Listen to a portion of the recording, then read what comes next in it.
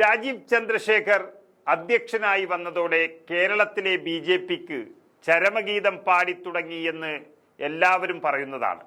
അത് 100% ശരിയാണെന്ന് ഉറപ്പിക്കുന്നതാണ് കന്യാസ്ത്രീകളുടെ അറസ്റ്റ്. അങ്ങനെ കേരളത്തിൽ BJP വീണ്ടും വട്ടപൂജ്യത്തിലേക്ക് പോവുകയാണ്. നമുക്കറിയാം, BJPക്ക് കാലാകാലങ്ങളായി ഹൈന്ദവ സമൂഹത്തിൽ നിന്നും കിട്ടുന്ന വോട്ട് കൊണ്ടൊന്നും ഒരു സീറ്റും ലഭിക്കില്ല. അത് നിയമസഭയായാലും ലോകസഭയായാലും അങ്ങനെ തന്നെയാണ്. കാരണം ഇടതും വലതും മുന്നണികൾ വളരെ ശക്തമാണ് കേരളത്തിൽ. അവർക്കാകെ ഉണ്ടായിരുന്ന പ്രതീക്ഷ എന്ന് പറയുന്നത് ക്രൈസ്തവ വോട്ടുകളായിരുന്നു. ഏത് വോട്ടുകൾ നേടുമ്പോഴും വെള്ളം കലക്കി മീൻ പിടിക്കുകയാണ് BJP സാധാരണ ചെയ്യാറുള്ളത്. അതുപ്രകാരം മുസ്ലിങ്ങളെ ഒന്നിനും കൊള്ളാത്തവരാക്കി ശക്തമായ മുസ്ലിം വിരോധം കാണിച്ചുകൊണ്ട് ക്രൈസ്തവരെ ഒപ്പം കൂട്ടാമെന്നൊരു നീക്കമാണ് BJP നടത്തി വന്നിരുന്നത്.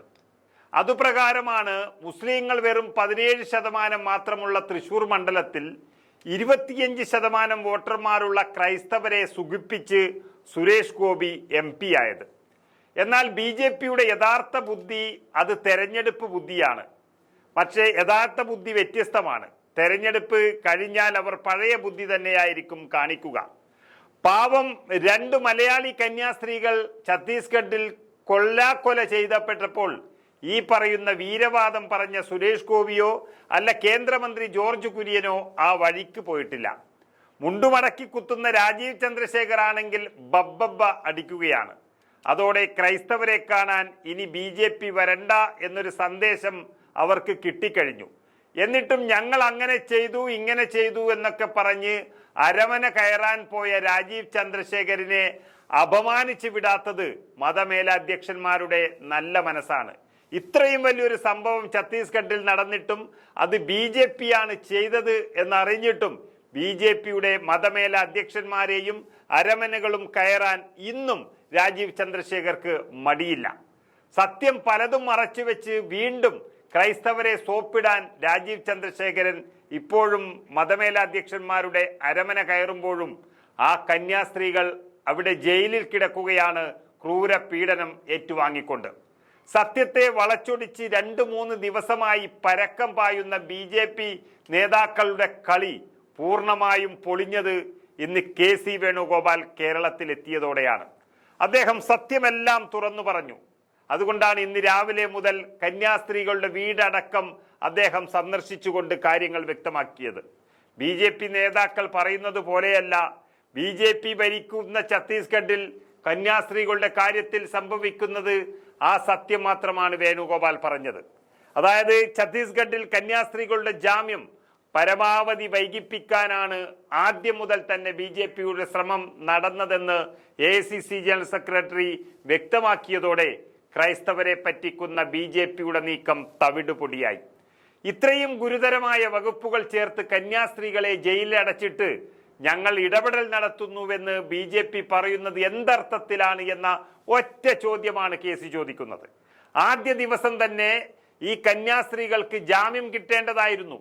ജാമ്യം വൈകിപ്പിക്കുന്നതിനുള്ള തന്ത്രമാണ് BJP നടത്തിയത് എന്ന് ഛത്തീസ്ഗഡിൽ അറസ്റ്റിലായ സിസ്റ്റർ വന്ദന ഫ്രാൻസിസിന്റെ കണ്ണൂരിലെ ഉദയഗിരി വീട്ടിൽ സന്ദർശനം നടത്തി അവിടുന്ന് മാധ്യമങ്ങളെ വിളിച്ച് KC പറഞ്ഞതോടെ ഒറ്റ BJPക്കാരനും മൈക്കിന് മുന്നിൽ വന്നിട്ടില്ല. ഛത്തീസ്ഗഡിലെ BJP അതിക്രൂരമായ സമീപനമാണ് കന്യാസ്ത്രീകളോട് നടത്തിക്കൊണ്ടിരിക്കുന്നത്. കാരണം ഒരു കുറ്റവും ചെയ്യാതെ സഹായിക്കാൻ രംഗത്ത് വന്ന കന്യാസ്ത്രീകളെയാണ് അവിടെ ജയിലിലടച്ചത്. അതും വളരെ അപകീർത്തികരമായി മതപരിവർത്തനവും മനുഷ്യക്കടത്തും അടക്കം ആരോപിച്ചുകൊണ്ടാണ് ജയിലിലടച്ചത്. കേസെടുക്കേണ്ട സാഹചര്യം ഇല്ലാതിരുന്നിട്ടും കേസെടുത്തു. ജാമ്യം പരമാവധി വൈകിപ്പിക്കാനാണ് ഛത്തീസ്ഗഡ് പോലീസിന് നൽകിയിരിക്കുന്ന നിർദ്ദേശം തന്നെ. എന്നിട്ട് BJPക്കാർ പറയുന്നു ഞങ്ങൾ കന്യാസ്ത്രീകളോടൊപ്പം എന്നുള്ളതാണ്. KC വേണുഗോപാൽ വളരെ വ്യക്തമായി മുഴുവൻ ക്രൈസ്തവ വിശ്വാസികളോടും കൂടി ഒരു കാര്യം പറഞ്ഞിട്ടുണ്ട്. അതായത് BJPയുടെ DNA തന്നെ ന്യൂനപക്ഷങ്ങൾക്കെതിരാണ്. ഛത്തീസ്ഗഡിൽ മാത്രമല്ല, അത് മധ്യപ്രദേശിൽ 90 വയസ്സുള്ള വൈദികനെയും ഭീകരമായി ഇവർ ആക്രമിച്ചു. പാർട്ടിയുടെ അനുവാദത്തോടെയാണ് ഇതെല്ലാം നടക്കുന്നത്. പക്ഷെ കേരളത്തിൽ ഏതെങ്കിലും ഒരു ന്യൂനപക്ഷത്തിന്റെ വോട്ട് കിട്ടേണ്ടത് BJPക്ക് വളരാൻ ആവശ്യമാണ്. അതുകൊണ്ട് ഇവിടെ മാത്രം ചില കുതന്ത്രങ്ങൾ അവർ നടത്തുന്നു. സഭാ നേതൃത്വത്തിന് തെറ്റിദ്ധാരണ ഉണ്ടാകേണ്ട കാര്യമില്ല.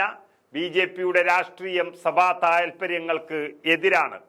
കേരളത്തിലെ സഭ മേലാധ്യക്ഷന്മാർക്കും ഇക്കാര്യം മനസ്സിലാക്കുമെന്ന് വിശ്വാസമുണ്ടെന്നും KC പറഞ്ഞതോടെ വലിയ മാറ്റമാണ് ക്രൈസ്തവ സമൂഹത്തിന് ഉണ്ടായിട്ടുള്ളത്.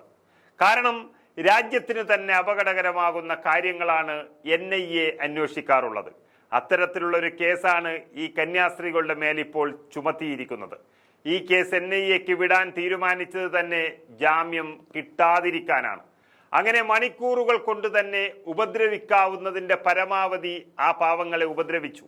ഇനിയും നീട്ടിക്കൊണ്ടുപോകാൻ സമ്മതിക്കില്ല എന്ന് പറഞ്ഞിരിക്കുന്നത് KC വേണുഗോപാലാണ്.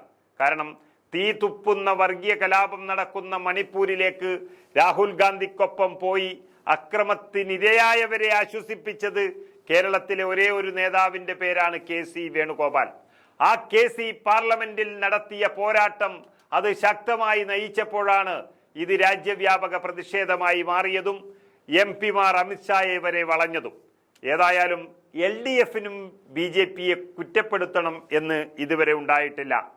പിണറായി വിജയൻ തന്നെ മൗനത്തിലായിരുന്നു ഇതുവരെ.